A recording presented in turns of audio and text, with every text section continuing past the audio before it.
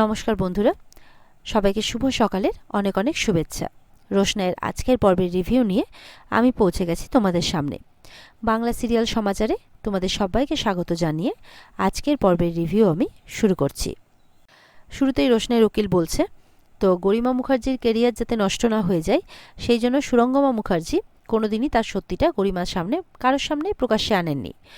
আর ওইদিকে সুদর্শনা গাঙ্গুলি উনি অপমান সহ্য করতে না পেরে, অসম্মান সহ্য করতে না পেরে শেষে এই পৃথিবী থেকে চলে যান। রেখে যান তিনি রোশনাইকে। কিন্তু রোশনাইয়ের জন্য আজ অবধি রোশনাইয়ের জন্য এমন একটা অস্ত্র তিনি রেখে যান যেটা আজ অবধি রোশনাই জানতে পারেনি, যার কথা, কিংবা বলতে পারেন রোশনাইয়ের হাতে পৌঁছয়নি। আজ আদালতের সামনে আমি সেই অস্ত্রটি পেশ করতে চাই। আর এটাতে যিনি আমাকে সাহায্য করেছেন, আরণ্যক চ্যাটার্জি, তিনাকে আমি উইটনেস বক্সে ডাকার অনুমতি চাইব। তো জজ সাহেব তো পারমিশন দিয়ে দেন। এবার আরণ্যকের বাবা উঠেছেন আরও কিছু ঘটনা বলার জন্যে।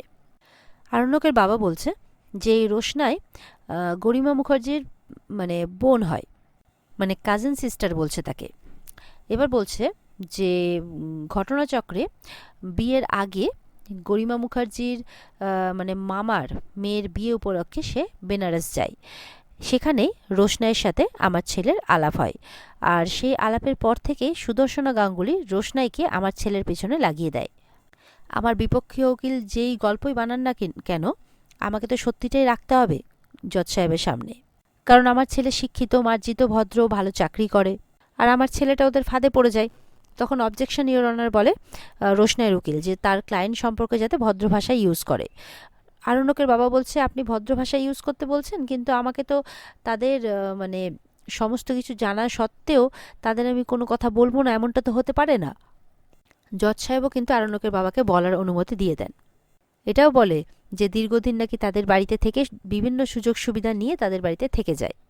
আর গরিমা মুখার্জির সাথে আমার ছেলের যে বিয়ের কথা ছিল সেই বিয়েতে বারবার করে বাধা সৃষ্টি করে। বলছে আমার ছেলে ততক্ষণে কাঁচ আর হীরের তফাৎ বুঝে গেছে, সে গরিমা মুখার্জিকে নিয়ে সুখে সংসার করছে। আর আমার এই কথাগুলো একদম সত্যি জজ সাহেব, এইভাবে বলছে। আরণ্যক তো এই কথাগুলো মেনে নিতে পারছে না, অবাক হচ্ছে শুনে। বলছে আমার ব্যক্তিগত জীবন আমি পাবলিকের সামনে আনতে চাই না, কিন্তু ব্যক্তিগত জীবন যখন পাবলিকের সামনে এসে দাঁড়ায় তখন সত্যের খাতিরে আমাকে সেটা আনতেই হয় সামনে। এবার রোশনাইদের উকিল কোনো সময় নষ্ট না করে আরণ্যককে উইটনেস বক্সে ডাকার অনুমতি চেয়ে নেন, একটা প্রমাণ দেবেন বলে সেই চিঠিটা। তো জজ সাহেব অনুমতি দিয়ে দেন আর আরণ্যক উইটনেস বক্সে আসে। তখন আরণ্যককে সেই চিঠিটার কথা জিজ্ঞাসা করে উকিল। এরপরে জজ সাহেবের অনুমতি নিয়ে আরণ্যককে অনেক রকম প্রশ্ন করে, কি করে, রোশনাইয়ের সাথে কতদিন ধরে আলাপ, সব কিছু জানতে চায় আর কি। আরণ্যকও বলে। তারপরে আরণ্যকের কাছে যে চিঠিটা আছে সেটা দেখতে চান। তারপরে বলেন যে সেই চিঠিটা রোশনাই পড়ে শোনালে খুব ভালো হয়। এরপর জজ সাহেব অনুমতি দিয়ে দিলে রোশনাই আসে এবং এসে চিঠিটা সবার সামনে পড়ে শোনায়। এরপর রোশনাই সবার সামনে চিঠিটা পড়ে, যেখানে তার বাবার উল্লেখ আছে, বাবার নামের উল্লেখ আছে। তো চিঠিটা পড়ে নেওয়ার পর আরণ্যকের বাবা একদম হো হো করে হাসতে শুরু করে কোর্টরুমের মধ্যে। জজ সাহেব জিজ্ঞাসা করছে, আপনি এভাবে হাসছেন কেন? বলছে আমার বিপক্ষীয় বন্ধু এমন হাস্যকর ছেলেমানুষি করছে যে আমি না হেসে থাকতে পারলাম না। আরণ্যকের বাবা বলছেন, সুদর্শনা গাঙ্গুলি একজন দুর্বল চেতা মানুষ ছিলেন, তাই জন্য আত্মহত্যা করেছেন। আর এই চিঠিতে উনি কোথাও এটা লিখে যাননি যে সুরঙ্গমা মুখার্জি রোশনাইয়ের মা। তাহলে কিসের বেসিসে, কিসের ভিত্তিতে আমার বিপক্ষীয় বন্ধু সুরঙ্গমা মুখার্জিকে রোশনাইয়ের মা বলে সম্বোধন করছেন? এই চিঠিটাকে ডিসমিস করতে বলছে জজ সাহেবকে আরণ্যকের বাবা। ওদিকে আরণ্যকের বাবার কথা শুনে, আরণ্যকের বাবার যুক্তি সহ কথাবার্তা শুনে জজ সাহেব এই চিঠিটাকে সাক্ষ্য হিসেবে গ্রহণই করেন না, যেটা শুনে কিন্তু সবাই এবার চিন্তায় পড়ে যায়। এরপর আরণ্যক চ্যাটার্জিকে একটা ধন্যবাদ জানায় তাদের উকিল, যে একজন মাহারা সন্তানকে সমাজের সামনে প্রতিষ্ঠা করার জন্য, সম্মান দেওয়ার জন্য আপনি যেভাবে আপনার বাবার বিরুদ্ধে দাঁড়িয়েছেন সত্য উদ্ঘাটন করার উদ্দেশ্যে, তার জন্য ধন্যবাদ জানাচ্ছে এই উকিল আরণ্যকদের। এরপর রোশনাইয়ের উকিল রঞ্জন প্রসাদজিকে উইটনেস বক্সে ডাকবেন। তখন রঞ্জন প্রসাদ দুজনেই উঠে দাঁড়িয়েছে। তখন রোশনাইয়ের উকিল বলছে, আমি রোশনাইয়ের বাবা আসল রঞ্জন প্রসাদজিকে উইটনেস বক্সে ডাকতে চেয়েছি, কোনো নকল রঞ্জন প্রসাদকে নয়। তখন আরণ্যকের বাবা বলছে যে ওনাকে ভদ্র ভাষা ইউজ করার জন্যে। তখন উনি বলছেন যে কিছু মনে করবেন না, আপনি তো আমার অনেক সিনিয়র, তাই আমি সবসময় চেষ্টা করব আপনার কাছ থেকে শিখে নেওয়ার জন্য সব কিছু। কিন্তু শিখে নেওয়ার জন্য তো আপনার শিক্ষিত হওয়াটাও খুব জরুরি। কিছুক্ষণ আগে আপনি আমার ক্লায়েন্ট সম্পর্কেও তো অনেক অভদ্র ভাষা ইউজ করলেন, সেটাও কি ঠিক ছিল কি? আরণ্যকের বাবা তখন চুপ করে যায়। আমি যদি কিছু ভুল বলে থাকি তাহলে কিছুক্ষণ আগে মানে এতক্ষণ ধরে যা যা কিছু হচ্ছে সব কিছু রেকর্ড করা হচ্ছে, আমি কি সেই ক্লিপটা আপনাকে চালিয়ে দেখিয়ে দেবো? আমার মনে হয় আমার ক্লায়েন্ট সম্পর্কেও আপনাকে যথেষ্ট ভদ্র হওয়া উচিত। Am I right? Ranjan Prasad যে উইটনেস বক্সে এলে আরণ্যকের বাবা আগে এগিয়ে যায়, তিনি নাকি আগে প্রশ্ন করবেন, সেই অনুমতিও চেয়ে নেন জজ সাহেবের কাছে। বলছে যে দেখুন, আমরা এতদিন ধরে একজনকে রঞ্জন প্রসাদ জি হিসেবে চিনতাম, কিন্তু আপনি হঠাৎ করে উদয় হলেন আর বলছেন যে আপনি নাকি আসল রঞ্জন প্রসাদ। তো তার কি কোনো প্রমাণ দিতে পারবেন? বলছে, আপনি তো দেখতেই পাচ্ছেন যে আমরা একরকম দেখতে, মানে যমজ ভাই। এতদিন সবাই একজন রঞ্জন প্রসাদকে চিনত, কিন্তু এখন তো দেখতে পেল যে তার মতো আরেকজন আছে। তো আমি রঞ্জন প্রসাদ আর সে অঞ্জন প্রসাদ, সেটা প্রমাণ করতে কি খুব একটা বেশি টাইম লাগবে? বলে দেখুন, আপনি যে গল্প কথাগুলো বলছেন তার মাধ্যম দিয়ে কিন্তু এটা প্রমাণ হয় না যে আপনি আসল রঞ্জন প্রসাদ। বলছে দেখুন, কে আসল কে নকল সেটা তো কাজ দিয়ে প্রমাণিত হয়। আমি এতদিন ধরে এই মানে সব কিছুর থেকে দূরে ছিলাম, তার জন্য অনেক তথ্য প্রমাণ আমার নষ্ট হয়ে গেছে। কিন্তু একটা একটা জিনিস আমি অবশ্যই আগলে রেখেছিলাম। বলছে এটা হচ্ছে সেই প্রমাণ, যেই সময় ঘটনাটা ঘটেছিল সেই সময় অঞ্জন প্রসাদ আমেরিকাতে ছিল, আর এটা হচ্ছে তারই পাসপোর্ট। বলছে তো কোর্ট তো এটা অবশ্যই দিতে পারতো, পেশ করতে পারতো, কিন্তু আমি কোর্টরুমকে সাহায্য করলাম। তো আপনারা এবার যাচাই করে দেখুন যে যেই সময় অঞ্জন প্রসাদ আমেরিকাতে ছিল সেই সময় এখানে শাসনটা কে করছিল? নিশ্চয়ই আমি। আর একটা মানুষের একই সঙ্গে আমেরিকার আর ভারতবর্ষে থাকা তো সম্ভব নয়। এটা দেখে শুনে তো আসল মানে অঞ্জন প্রসাদ যে, সে তো ভয় পেয়ে যায়। এবার আরণ্যকের বাবা বলছে, না না, প্রশ্ন ঘোরাবেন না। আমি বলেছি আপনি রঞ্জন প্রসাদ কিনা সেটা প্রমাণ দিন, কে কোথায় আমেরিকায় ছিল ভারতবর্ষে ছিল সেটা আমার দেখে লাভ নেই। তখন গুরুজি বলছেন, আসল নকল প্রমাণ করাটা তো আপনাদের কাজ।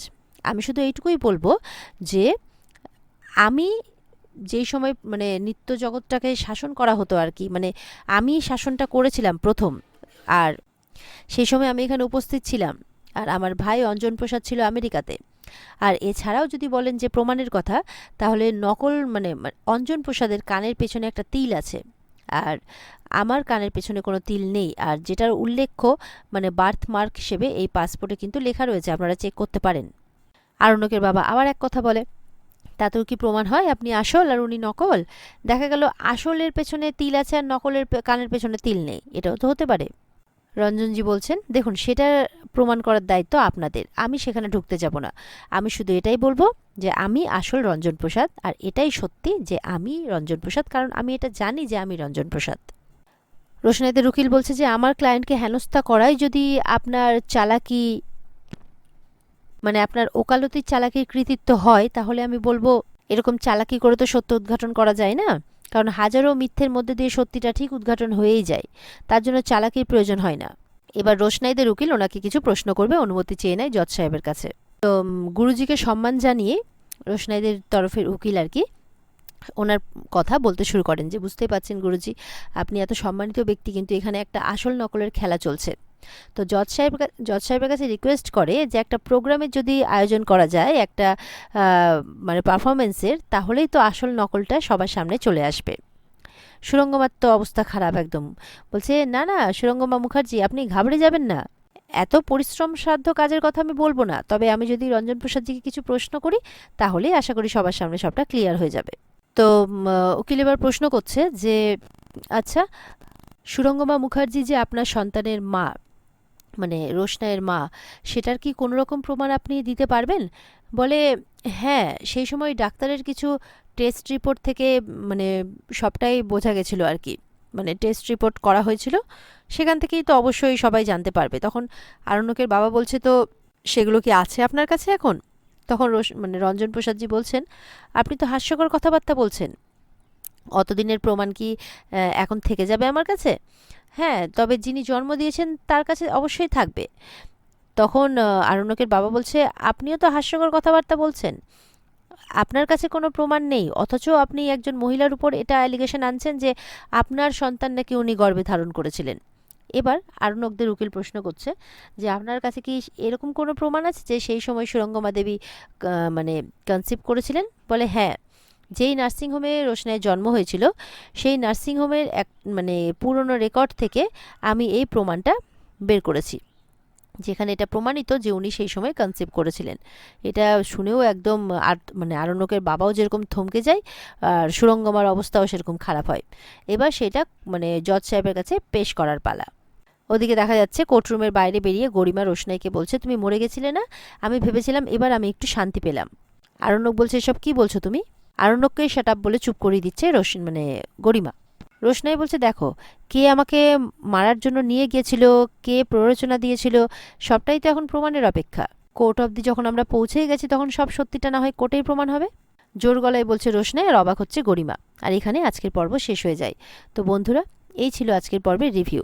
ভালো লেগে থাকলে কিন্তু পর্বকে লাইক কমেন্ট করে জানাতে ভুলবে না, আর আমাদের সাথে জুড়তে আমাদের চ্যানেলকে সাবস্ক্রাইব করতেও ভুলবে না। পর্বের ফুল এপিসোড দেখতে অবশ্যই তোমরা স্টার জলসার পর্দায় চোখ রাখবে। তাহলে দেখা হচ্ছে আগামীকালকে। সবাই ভালো থাকবে। টাটা।